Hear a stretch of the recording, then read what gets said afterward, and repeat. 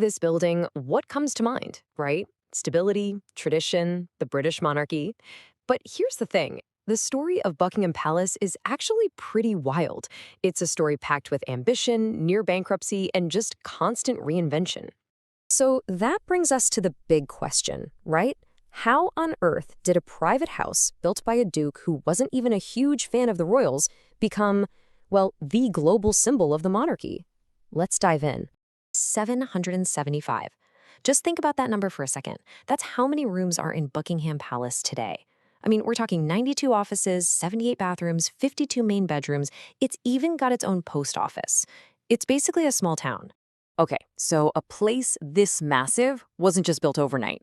Nope, the palace we know today is really the work of four key people, each with their own completely different ideas stretching over almost 200 years. So to really get it, we're going to follow their stories and see how this place literally took shape. So let's go back.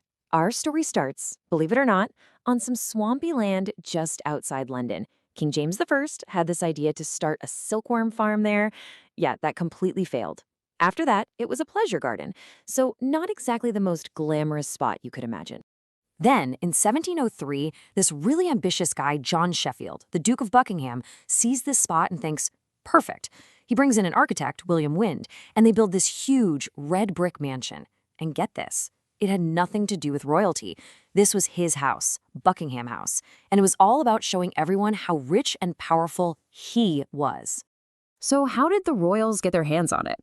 Well, it wasn't some grand royal scheme. It actually started with a very relatable problem for a young king. Okay, so you've got King George III. The official royal palace at the time was St. James's Palace, and he hated it. He thought it was dark, stuffy, and just awful for raising a family. And he and his wife, Queen Charlotte, were going to have 15 kids. So yeah, they needed a new place, something more private and comfortable and fast. So what does he do? In 1761, he buys Buckingham House for what was then £21,000. He gives it to his wife, and it becomes known as the Queen's House. It was their escape, a place for family, music. A young Mozart actually played there. But, and this is super important, St. James's Palace was still the official court. This new place, it was just their family home. All right, now things get really interesting. Enter the son of our sensible, frugal King George III. This is King George IV, and he was the exact opposite, incredibly extravagant. He didn't just want a family home, he had this massive vision of an imperial palace. And what he did was a complete overhaul. He hired the architect John Nash with one mission. Take my mom's cozy red brick house and turn it into a palace that could go toe-to-toe with Versailles. The whole purpose of the building just flipped, It went from being a private house to a massive public symbol of British power. Nash's big idea was this incredible series of staterooms, like a ceremonial pathway designed to totally blow your mind. Imagine it. You'd walk up this dramatic grand staircase and then move through room after room, each one grander than the last. The green drawing room, the throne room, all leading to this gigantic state dining room. It was pure theater. But here's the cool part. Behind all that glitz and gold, there was a whole other world. Nash built this amazing network of secret service corridors, kitchens, and rooms for staff. It meant hundreds of people could run the entire palace totally out of sight. It was like this hidden engine that made the whole show work. This grand plan, though, it came with a crazy price tag. The budget just exploded, going from an approved £200,000 to over $500,000. I mean, that was a huge scandal back then. George IV actually died before it was even done, and the whole mess basically ruined John Nash's career. So the person who really turns the palace into the headquarters we think of today, that's Queen Victoria. But when she moves in, she realizes that George IV's big, fancy palace still wasn't quite working for her. Yeah, Victoria was the first monarch to actually make Buckingham Palace her official home.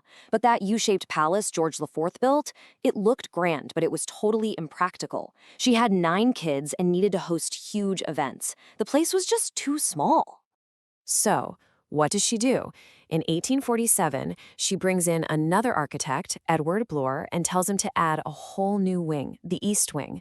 This closed off the U-shape into a square, giving her all the bedrooms and guest suites she needed. But the most important part of this new wing was the balcony. And that one feature would completely change everything. The first time the royal family stood on that balcony was in 1851. And just like that, a tradition was born. That one piece of architecture, the balcony, became a public stage. It gave the monarchy a way to be seen by and connect with these huge crowds right outside their front door. And really, from Victoria's time on, the palace became this anchor point for the whole country. It became a symbol that would have to prove just how tough it was over and over again. And its biggest test, for sure, came during World War II. The palace was a direct target during the Blitz. It was hit by bombs 9 different times, and King George VI and Queen Elizabeth were living there the whole time. They even had a few close calls themselves. There's this amazing quote from the Queen at the time. The bombing of the palace, it didn't weaken the monarchy. It did the opposite. It connected them with the people of London. The palace became this powerful symbol that they were all in it together. What's funny is how the palace actually works today. Those incredible staterooms you see on TV or on a tour, that's only about 5% of the whole building. The rest of it, it's basically a massive office building. It's full of staff quarters, offices, and all the behind-the-scenes stuff.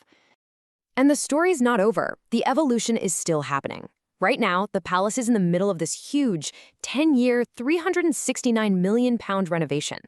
And this isn't about making it look prettier. They're replacing ancient wiring and plumbing that's become really dangerous. It's all about making sure the building survives for generations to come. So, think about that journey, from a duke's private mansion, to a queen's family escape, to a king's over-the-top palace, and finally to a public stage for an entire nation. Buckingham Palace has never been just one thing. Which really makes you wonder, right? In a world that's changing faster than ever, what does this place become next?